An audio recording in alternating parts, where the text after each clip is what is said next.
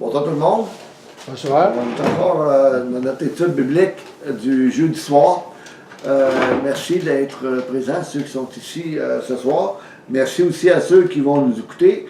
On a un sujet spécial où on va parler des déviations doctrinales et qu'est-ce que la Bible enseigne sur la nature de Jésus-Christ, sur son caractère, sur sa mort, etc., sur le refus d'admettre aussi l'autorité absolue des Écritures. Donc, on va regarder ça un petit peu d'une façon générale. Si vous permettez, j'aimerais prier avant qu'on puisse débuter cette réunion. Éternel, je te remercie, Père, de l'occasion d'être ici ensemble, d'être ici en ton nom. Merci, Père éternel, de l'occasion qu'on a de pouvoir entendre ta parole et pouvoir la diffuser sur le plan mondial. Je te demande, Éternel, de bénir tous ceux et celles qui vont entendre cette étude ce soir, en ton Fils. Amen. Amen. Vous savez, les mouvements religieux, il y en a plusieurs. Un que je connais très très bien, d'une façon particulière, c'est les Témoins de Jéhovah depuis au moins 35 ans que je les côtoie et que j'ai eu la chance, on peut dire, de pouvoir leur parler de Jésus. Donc, merci qu'il y a des gens au sein des Témoins de Jéhovah qui sont sortis et qui sont chrétiens aujourd'hui. On peut parler des adventistes du 7e jour qui veulent amener la loi, qui veulent amener le joug, qui veulent amener le Shabbat dans le sens comme quoi que Dieu n'a pas aboli la loi. Oui, la loi est encore là, mais la véritable loi qui a été abolie, c'est la loi du Code du Lévitique, qui parle comme quoi que Jésus-Christ est l'agneau sacrificiel. Jésus, il venait accomplir toute la loi, tout le Lévitique, tout ce qui le concernait. Il y a une première chose où est-ce qu'on va regarder ce soir concernant les caractéristiques générales des mouvements qui propagent l'erreur. On pourrait parler de la négation, de la divinité de Jésus. Si vous voulez tomber avec moi dans la première épître de Jean, chapitre 5, verset 20. 1er Jean, chapitre 5, verset 20. Peut-être, Patrick, si tu veux lire. 1er Jean, c'est vers la fin. 1er Jean, 1er Jean, chapitre 5, verset 20. Verset 20, ok. On a le temps, prendre notre temps. Je sais qu'il y a d'autres qui sont plus habiles que d'autres. Qui débutent, ça fait plus longtemps qu'ils sont dans l'Évangile. Donc, première épître de Jean, chapitre 5, verset 20. Verset 20, je l'ai le 20. Ok. 20. Nous savons que le Fils de Dieu est venu et qu'il nous a donné l'intelligence pour que nous connaissions le Dieu véritable. Nous demeurons unis au Dieu véritable par son Fils Jésus-Christ. C'est lui le Dieu véritable, c'est lui la vie éternelle. Amen. Amen. Donc, l'apôtre Jean, dans son épître, conclut comme quoi que Jésus est le Dieu véritable étant incarné. Il faut comprendre une chose, c'est qu'il faut toujours définir la terminologie. Le mot « fils », ça parle de son humanité. Et il dit, nous savons que le Fils de Dieu est venu. Il est venu comment? Il est venu dans la chair. C'est pas Jésus qui est parti du ciel, puis qui est venu ici. C'est qu'il a été engendré par le Saint-Esprit. On pourrait citer les textes, Luc 1,35, Matthieu 1, de 18 à 20, ainsi de suite. On pourrait parler de Galates 4,4, comme quoi que Jésus est venu sous la loi. Donc, Jésus est réellement venu ici, dans le sens qu'il est issu du Père. Comme moi, j'ai une fille, elle est issue de moi. C'est moi qui est le géniteur, qui a fait en sorte qu'elle est venue au monde. Donc, on voit très bien ici que quand on parle de Fils de Dieu, on parle toujours de son humanité. Pas pour rien que l'apôtre Paul, dans l'Épître aux Colossiens, chapitre 2, verset 9, permettez, je vais y aller, Colossiens 2, verset 9. Attendez, ça ne pas bien long. Colossiens, chapitre 2, verset 9. Car en lui habite corporellement toute la plénitude de la divinité. car en lui. En qui? En lui. Puis lui, c'est qui? C'est Le surpronom? C'est Jésus. Donc, la Bible dit clairement qu'en lui, il y avait pleinement toute la divinité. Dans Psaume, pas dans le Psaume, dans le livre aux Philippiens, chapitre 2, versets 5 à 6. Tenez, si tu veux lire Philippiens, chapitre 2, versets 5 à 6.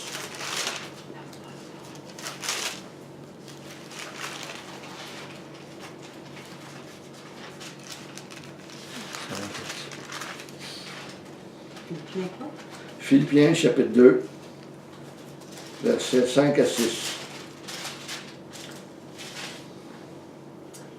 Ayant en vous les sentiments qui étaient en Jésus-Christ, existant en forme de Dieu, il n'a point regardé son égalité avec Dieu comme une croix à arracher. Lequel existait en forme de Dieu. C'est pas pour rien que la Bible, ailleurs, a dit que Jésus est le temple de Dieu. La Bible dit aussi qu'il est l'image du Dieu invisible. Il existait en forme de Dieu. C'est que Jésus est venu, Dieu a pris un corps, puis il est venu ici-bas, venir nous parler, venir nous exhorter, nous montrer le véritable chemin. Pas pour rien qu'on voit dans ce texte-là. Quand on regarde, on n'aura pas le temps d'aller voir tous les textes, mais je peux les nommer. Quand on parle de Philippiens chapitre 2, c'est pas pour rien qu'on peut. Tantôt, on va le regarder dans Jean 17, 5. Quand Jésus il dit Père, redonne-moi la gloire que j'avais auprès de toi avant que le monde soit. Okay? On voit très bien que Jean 17, 5, Philippiens chapitre 2 et l'Évangile de Jean chapitre 1 de 1 à 14, ce sont trois textes qui vont ensemble. Et quand on regarde Jean 1, de 1 à 14, et on l'examine clairement, c'est qui la parole, on va voir que la parole, c'est Dieu. Et c'est pas Jésus. La chair, c'est Jésus. Jésus le dit lui-même, je suis le temple. Il est le temple du Saint-Esprit.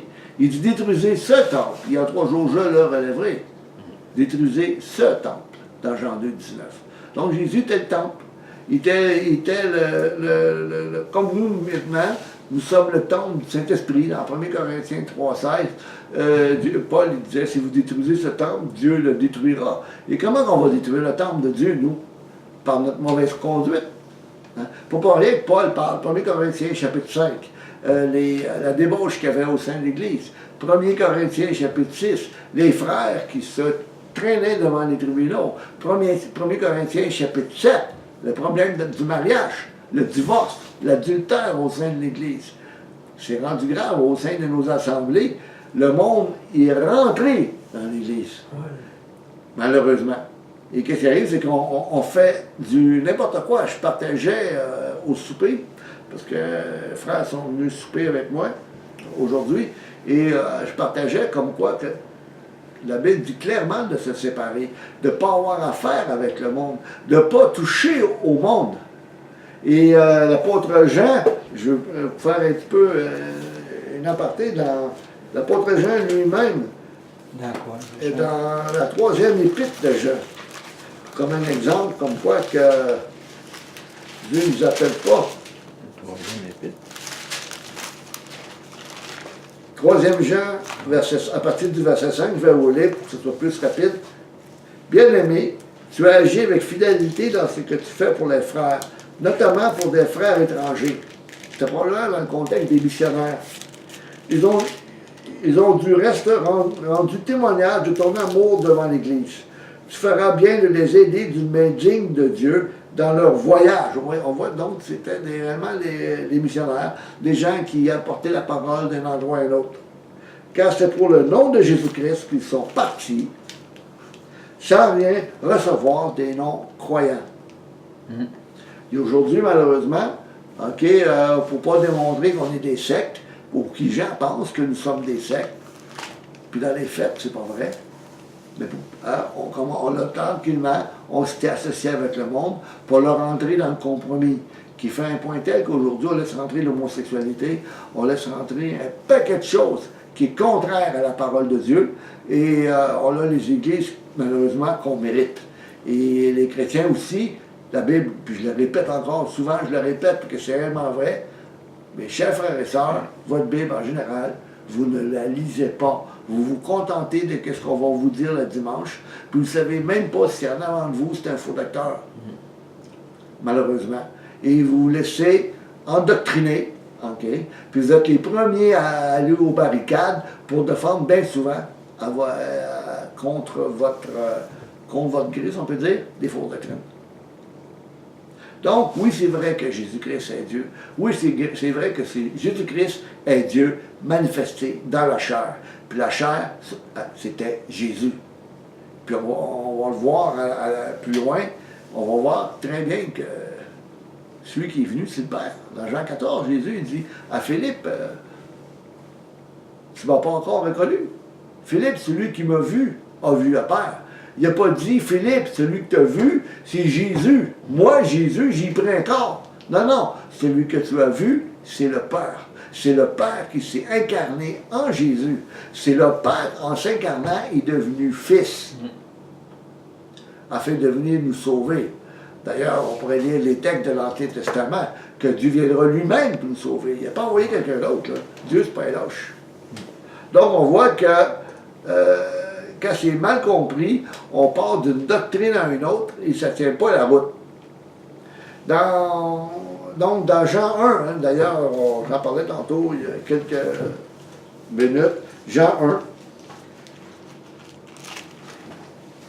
Au commencement. Oui. Je vais aller dans les évangiles.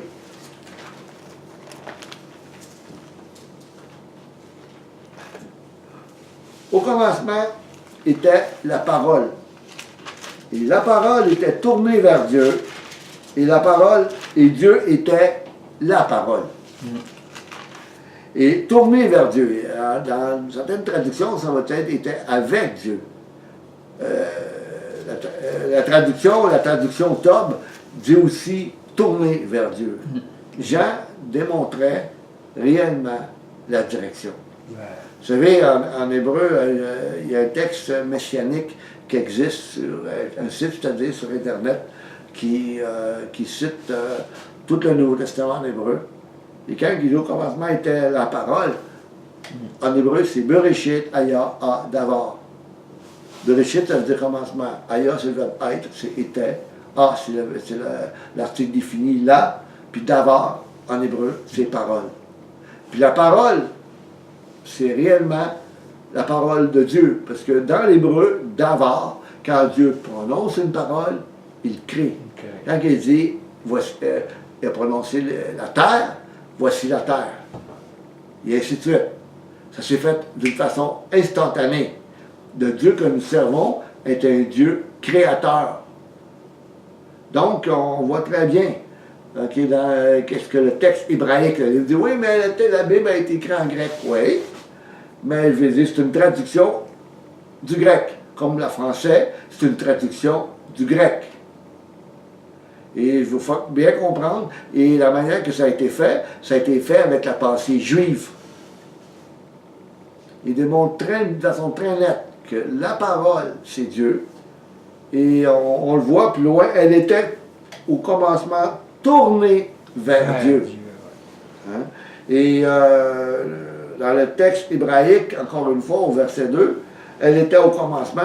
En français, là, on voit au commencement était la parole était avec Dieu, ou tournée vers Dieu, et elle était au commencement avec Dieu. On utilise le même mot commencement. Mais dans l'hébreu, quand ils l'ont traduit, ils n'ont pas utilisé le même mot comme Bereshit. Mais c'est pas Bereshit qu'on retrouve, c'est Merosh. Le mot Merosh, ça veut dire la tête. Ça veut dire, donc, ça me fait penser un petit peu à un texte du Nouveau Testament dans les Épîtres de Paul.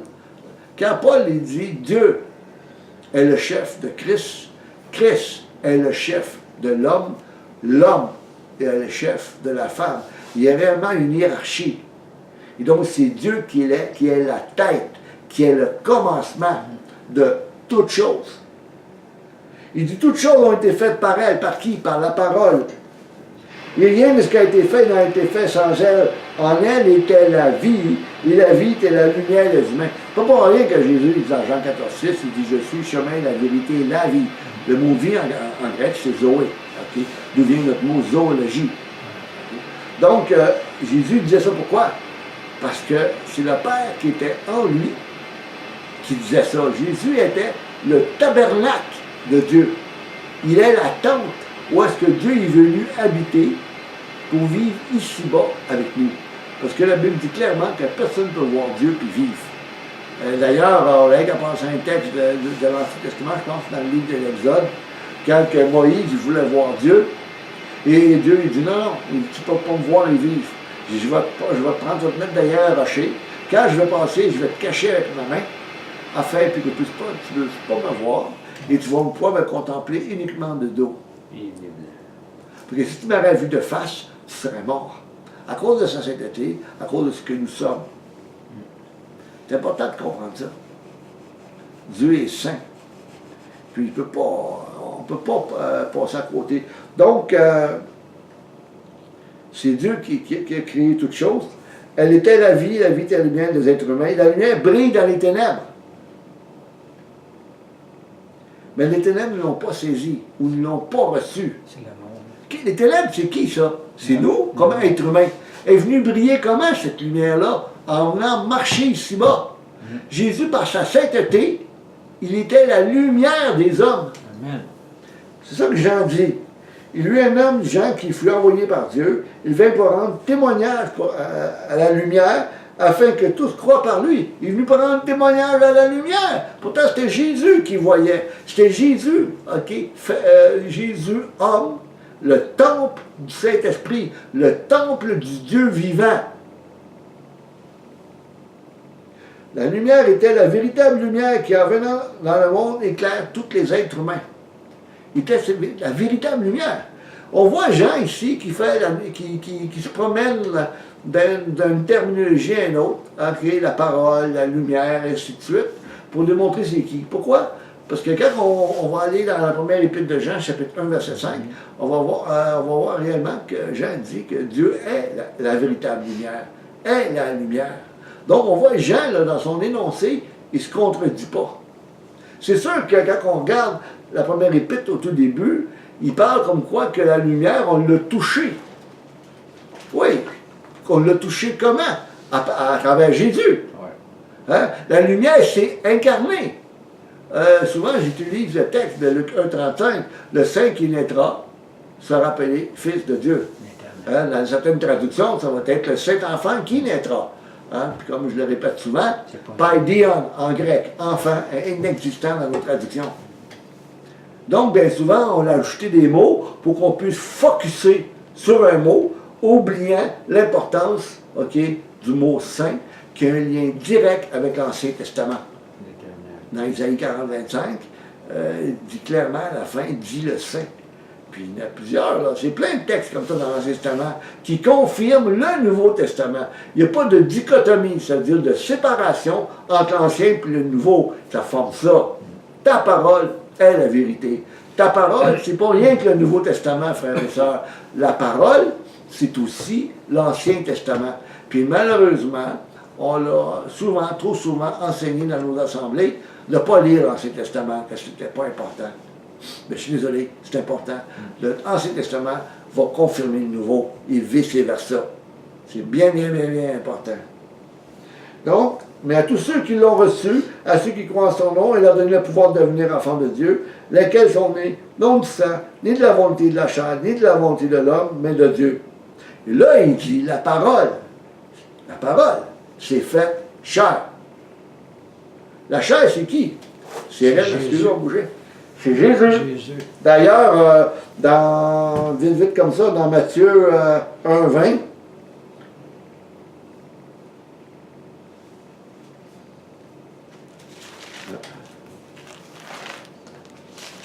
OK, même 21, Matthieu 1,21, elle enfantera un fils et tu lui donneras le nom de Jésus. Le fils, c'est qui? Ben, c'est un être humain. C'est pas le fils qui est venu du ciel, puis qui est venu sur terre. C'est pas le fils, comme je vois dans certains commentaires, le fils éternel de Dieu. Non, le fils, ici-bas, sur la terre. OK? Et tu lui donneras le nom de Jésus. Donc, on voit très bien que dans notre première section ici, concernant la divinité de Jésus-Christ, on voit très bien que oui, Jésus, c'est réellement Dieu fait chair. Mais Jésus, dans les faits, hein, je pourrais vous montrer plusieurs versets. D'ailleurs, je vais y aller d'une façon relativement vite. Je vais dire, pour vous montrer certaines choses, vous permettez. OK. Jésus ne pouvait réellement faire rien de lui-même. J'écoute souvent des vidéos sur les Trinitaires. Ils me disent, je les entends parler sur YouTube, ils disent que Jésus est Dieu parce qu'il faisait des miracles. Oui, c'est vrai, Jésus a fait des miracles. C'est ça, aucun doute.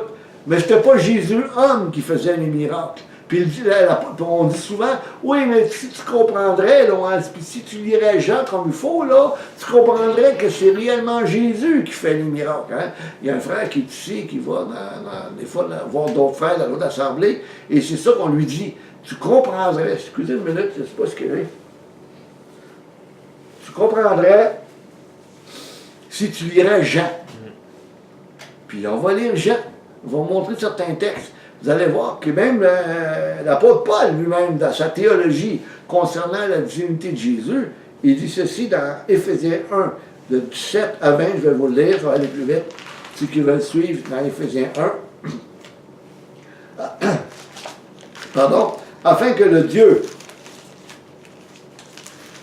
de notre Seigneur Jésus-Christ, le Père de gloire, je vais ouvrir une parenthèse ici, vous bien saisi, le Dieu de notre Seigneur Jésus-Christ. C'est pas moi là, qui écrit Éphésiens, c'est Paul. Paul, dans sa compréhension, on l'appelle du Shema Israël, écoute Israël, qui est la confession de foi d'Israël, démontre très clairement que Dieu est un. Pas trois. Éphésiens chapitre 4 dit très bien qu'il y a un seul esprit, une seule foi, un seul Père de tous, parmi tous et en tous. Un seul Père. Puis on sait très bien, quand on regarde les épîtres, on va se rendre compte que celui qui a enfanté Marie, c'est le Saint-Esprit. Donc le Saint-Esprit ne peut pas être une troisième personne de la Trinité. C'est le Père. C'est lui qui a enfanté Marie. Il faut arrêter de jouer avec réellement les mots, là. Quand Thomas avait dit à Jésus, mon Seigneur et mon Dieu, puis que Jésus n'a pas riposté, c'était Jésus-Christ ressuscité. C'était qui a ressuscité le corps de Jésus? C'est pas Jésus qui s'est ressuscité. C'est le Père. D'ailleurs, dans Éphésiens, il en parle. Afin que le Dieu, notre Seigneur Jésus-Christ, le Père de gloire, vous donne l'esprit de sagesse et de révélation dans sa connaissance précise et correcte, qui illumine les yeux de votre cœur, afin que vous sachiez quelle est l'espérance de sa vocation et quelles sont les richesses de la gloire de son héritage qui réserve aux saints, et quelle est l'excellente grandeur de sa puissance. Le mot puissance en grec, c'est dynaminos, d'où vient notre mot dynamite. Donc, la grandeur de sa puissance envers nous qui croyons, l'efficacité, la puissance de sa force qu'il a déployée avec efficacité en Christ. C'est Dieu. C'est Dieu qui a donné à Jésus cette puissance. Tout ce que le Père fait, je le fais. Jésus tout seul ne pouvait absolument rien faire. D'ailleurs, il dit lui-même, hein, pour ceux qui disent oui, mais tu comprendrais la Trinité si tu irais voir Jean. On va aller voir Jean 2 minutes. Jean 14, 10. Ne crois-tu pas que je suis dans le Père et que le Père est en moi? Les paroles que je vous dis, je ne les dis pas de moi-même. Le Père qui demeure en moi est celui qui fait les œuvres. Amen. Amen. Hein? C'est Jean qui dit ça. Jean, là, il ne se contredit pas. Donc, là, c'est la parole, c'est le Père qui était en Jésus, qui fait les œuvres. Donc, le Père, pour être en Jésus, il fallait qu'il vienne. Et c'est pour ça que la Bible dit que la parole s'est faite chair. Elle est venue parmi nous. D'ailleurs, tu vas voir un petit peu plus loin. Dans Jean 5,30, je ne puis rien faire de moi-même. Je juge conformément à ce que j'entends et mon jugement est juste, car je ne cherche pas ma volonté, mais la volonté de celui qui m'a envoyé. Et il y a plein de textes, il y a une vingtaine de textes comme ça, okay, qui parlent, qui disent d'une façon très claire, okay, sans aucun doute, okay, que Jésus-Christ était le temple de Dieu et que Jésus était un homme.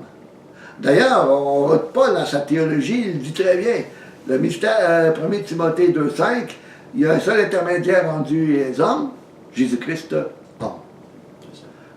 Aussi, dans 1 Timothée 3,16, le mystère de la piété est grand. Dieu manifesté en chair. La chair, c'est qui? C'est Jésus. Hein? C'est pas Jésus qui est parti du ciel et qui est venu ici-bas, okay, qui s'est formé un corps, et que c'est la deuxième personne de la Trinité qui est venue mourir pour le genre humain. Ouais. Je suis désolé, c'est fausse doctrine. Il n'y a aucune place dans le Nouveau Testament, et même dans l'Ancien Testament qui enseigne ça. Donc on voit ici que, d'une façon nette, okay, oui, Jésus est réellement Dieu. C'est pas pour rien, comme on l'a lu tantôt, qui parle dans Jean 5,20, que Jésus est... On va même le relire dans ma traduction, dans 1 Jean. On va y retourner. Vous allez voir que, encore une fois, la Bible forme un tout. Les gens, ils ne se contredisent pas dans son 1 Jean 5,20. Encore une fois, le même texte. Mais nous savons aussi que le Fils de Dieu est venu, il donne une intelligence pour connaître le vrai Dieu ou le véritable. Fait penser au texte de Jean 17, la prière sacerdotale, afin qu'il te connaisse, toi, le seul vrai Dieu. Et c'est lui qui t'a envoyé Jésus-Christ.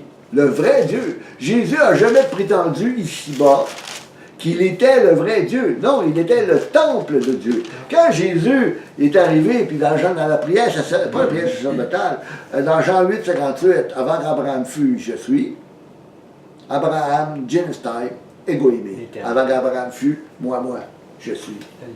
OK? Mais c'était pas. Et les Juifs disaient, t'as pas encore 50 ans et t'as vu Abraham? Mais c'était pas Jésus-homme qui a vu Abraham. C'était le Père qui était en lui qui a vu Abraham. C'est ça.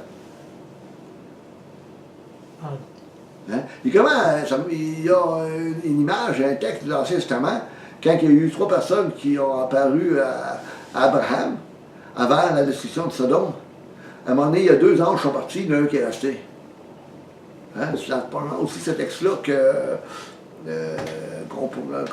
Jean avait en tête, que Jésus d'ailleurs, et les gens aussi. Avant qu'Abraham fût, je suis. Okay? C'est sûr que, je veux dire, on a en général de très bonnes traductions, même s'il y a des nuances d'une traduction à une autre, parce qu'il n'y a pas une traduction qui est parfaite. Quand on traduit du grec à l'hébreu, je veux dire, il y a des verbes qui sont inexistants. Vous savez, dans Exode 3,14, je suis celui qui suis, et celui qui s'appelle je suis a dit ces choses au peuple d'Israël. Mais le mot, le verbe être en hébreu, au présent, ça n'existe pas. C'est inexistant comme verbe. OK? Et d'ailleurs, dans la traduction hébraïque des messianiques dans l'évangile de Jean, ils utilisent Aya, était. Parce que ça n'existe pas. Il n'y a pas de présent, temps présent au verbe être dans le texte hébraïque. C'est un temps qui est dans cette langue-là qui n'existe pas. Ça ne veut pas dire que nos Bibles ne sont pas bonnes. C'est simplement que la translittération d'une langue à une autre, des fois, ça ne se fait pas d'une façon sans difficulté, parce qu'on ne retrouve pas les mêmes correspondants. On est obligé de mettre une langue qui va être la plus proche. C'est pour ça que, bien souvent, on fait la correspondance avec Jean 8,58 et Exode 3,14. C'est pas mauvais, mais je vais dire, si on comprendrait un petit peu l'hébreu, on se rendrait compte qu'avec le grec puis Exode, il y a quelque chose qui manque. Même si le sens veut dire exactement la même chose. On va arrêter ici pour cette section. On va recommencer dans quelques minutes.